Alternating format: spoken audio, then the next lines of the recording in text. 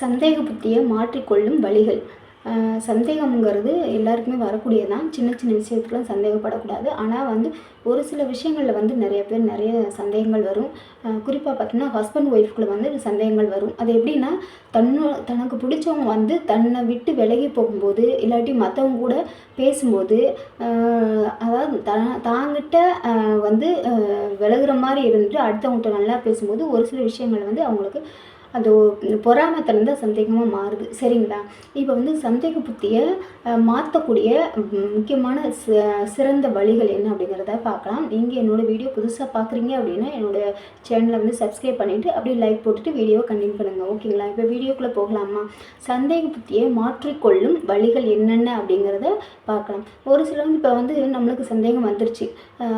அவங்க வந்து பேச்சுலேயோ இல்லை செயல்கள்லையோ இல்லை நடந்துக்கிற நடத்தைகள்லையோ நிறையா வித்தியாசங்கள் தெரியுது அப்படின்னா வந்து உங்களுக்கு மனசுக்குள்ளே சந்தேகமாக இருக்குது அப்படின்னா வந்து நீங்கள் மனசுக்குள்ளேயே அதை கற்பனை பண்ணி சந்தேகப்படாமல் ஏதாவது ஒரு என்ன சொல்கிறதுன்னா சந்தேகம் வந்துருச்சுன்னு உங்களுக்கு தோணுது அப்படின்னா என்னென்னா டக்குன்னு அவங்கக்கிட்டேயே போய் நேரடியாக கேட்டு அவங்கள வந்து தெளிவுபடுத்திக்கலாம். சரிங்களா? உங்களோட சந்தேகத்தை வந்து தெளிவுபடுத்திக்கலாம். இப்போ மனசுக்குள்ளேயே வச்சுக்கிட்டே இருந்தீங்கன்னா அவங்களுக்கு நீங்கள் எதுக்காக இப்படி இருக்கீங்க அப்படிங்கிறது தெரியாது. சரிங்களா?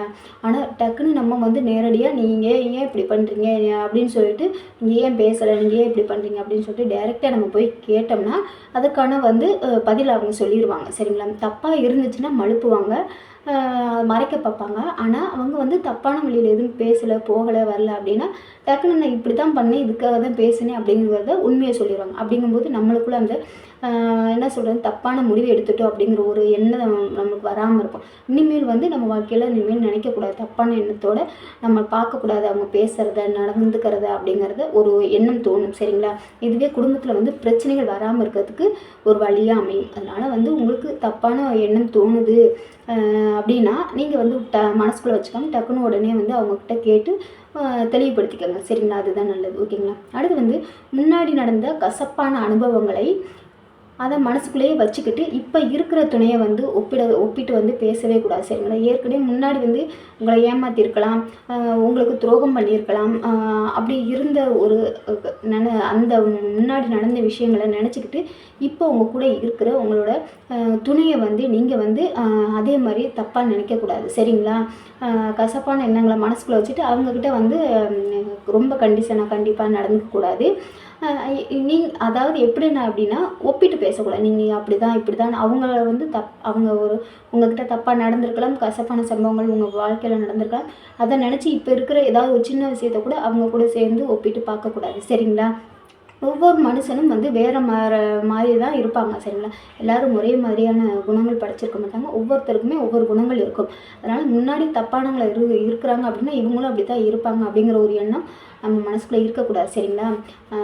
எல்லாருமே தப்பானவங்க கிடையாது, எல்லாருமே நல்லவங்களாக இருக்க மாட்டாங்க. நம்ம புரிஞ்சுக்கிறதுல தான் இருக்குது. சரிங்களா? அதனால் நல்லா நல்லதுன்னு நினச்சோம்னா நல்லதாக நடக்கும். சரிங்களா? பாசிட்டிவாக எதையுமே திங்க் பண்ணுங்கள், கண்டிப்பாக எல்லாமே நல்லதாக நடக்கும். ஓகேங்களா? உங்கள் மேலே உங்களுக்கு இருக்கிற நம்பிக்கையை குறையும் போது தான் சந்தேகமாக மாறுது. சரிங்களா? இப்போ வந்து என்ன அப்படின்னா உங்கள் பார்ட்னர் இருக்காங்க, உங்கள் துணை இருக்காங்களா, அவங்க மேலே உங்களுக்கு நம்பிக்கை குறையுது. அப்படி குறையும் போது தான் வந்து அவங்க மேலே உங்களுக்கு சந்தேகமும் உருவாகுது. சரிங்களா? நீங்கள் வந்து நம்பிக்கை குறையிற மாதிரி நடந்துக்கிறாங்க அப்படின்னா நீங்கள் டைரெக்டாக கேட்குறதா நல்லது. சரிங்களா? உங்கள் வாழ்க்கை உங்கள் கையில் தான். டைரெக்டாக எதுனாலும் கேட்டு தெளிவுபடுத்திக்கோங்க. சரிங்களா? உங்களோட நம்பிக்கையை வந்து காப்பாற்றிக்கோங்க. ஏன்னா உங்கள் நம்பிக்கை குறைஞ்சி போச்சுன்னா அது சந்தேகம் மாதிரி குடும்பத்தில் பெரிய விரிசலை உருவாக்கிடும். ஓகேங்களா? சந்தேகம் மட்டும் குடும்பத்தில் வரவே கூடாது. அதனால் வந்து சந்தேகம் வராமல் நம்பிக்கையாக நடந்து பழகிக்கோங்க. ஓகேங்களா?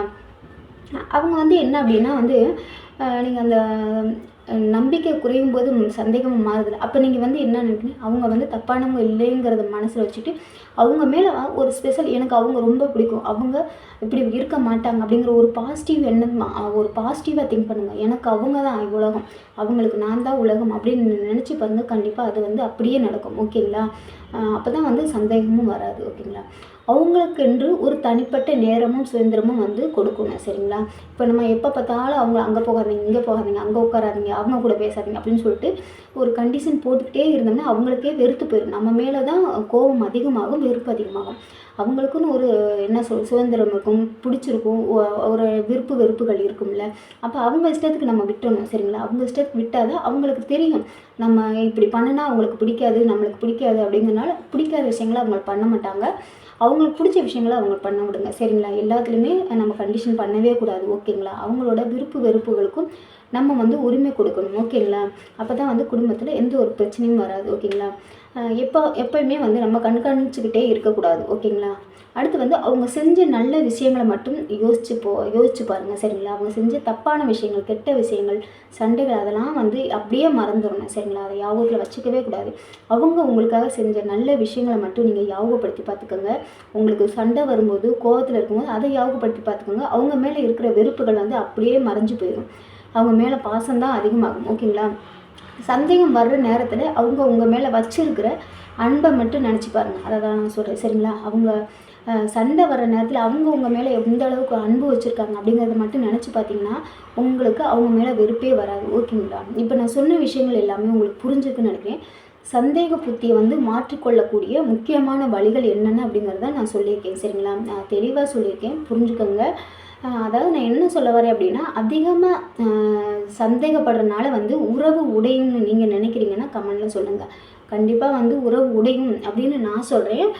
நீங்கள் எப்படி உடையாது, உறவு வந்து உடையாது அப்படின்னு நீங்கள் நினைக்கிறீங்களா? இல்லை கண்டிப்பாக சந்தேகப்பட்டால் வந்து உறவு உடைஞ்சு போயிடும் அப்படின்னு நினச்சிங்கன்னா நீங்கள் கமெண்ட்டில் சொல்லுங்கள் ஓகேங்களா. இந்த வீடியோ உங்களுக்கு பிடிச்சிருந்தா லைக் பண்ணுங்கள், ஷேர் பண்ணுங்கள், கமெண்ட் பாக்ஸ் கமெண்ட் பண்ணுங்கள். சப்ஸ்கிரைப் பண்ணாமல் சப்ஸ்கிரைப் பண்ணிவிட்டு பெல் ஐக்கானை கிளிக் பண்ணிட்டு ஆளுங்கிறத கிளிக் பண்ணுங்கள். இப்போ நான் போகிற வீடியோஸ் எல்லாமே உங்களுக்கு நோட்டிஃபிகேஷனாக வரும். யூடியூப்பில் போய்ட்டு ரித்தி மோட்டிவேஷனல் ஸ்பீச்னு போட்டிங்கனாவே என்னோடய வீடியோஸ் வரும் ஓகேங்க. அடுத்த வீடியோவில் பார்க்கலாம்.